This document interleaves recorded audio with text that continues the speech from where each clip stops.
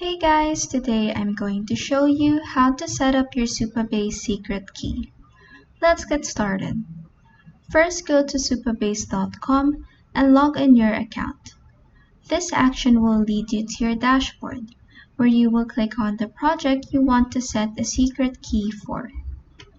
In here, hover your mouse to the left side to open this side panel, where you will click on Project Settings at the very bottom. This will open the project settings, where on the left panel again, click on Edge Functions under the Configuration section. In this new tab, click on Secret under the Manage section from the left panel again. In this first field labeled Key, give your secret key a label, then type in the value in this value field. Then click on Save right here.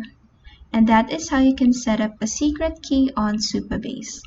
If this video helped you, please like and subscribe for more helpful tutorials.